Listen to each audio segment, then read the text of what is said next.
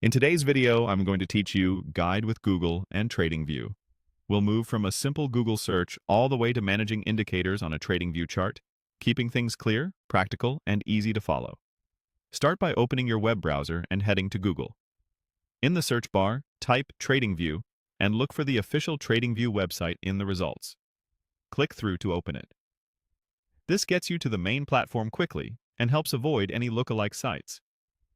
Once you're on TradingView, locate the search field at the top of the page. This is where you can find markets, symbols, and ideas. Click into that search field and get ready to look up a specific instrument. Now, search for gold versus US dollar. You'll often see this displayed as XAUUSD. Select the gold versus US dollar result to open its chart.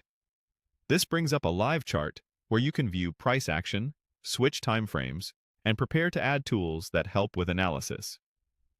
With the chart open, go to the top toolbar and click on Indicators. This opens the Indicators and Strategies panel, where you can browse built-in studies, community scripts, and favorites. It's a central place to enhance your chart without cluttering your screen. From the list, find and click on 24-hour volume. This adds a volume study to your chart that reflects trading activity across the day. Volume can help you confirm momentum, spot potential exhaustion, or understand the strength behind price moves. If you don't see it immediately, use the search box in the Indicators panel to locate it by name. Next, open the object tree and the data window. The object tree gives you a structured list of everything on your chart: price series, indicators, drawings, so you can manage them cleanly.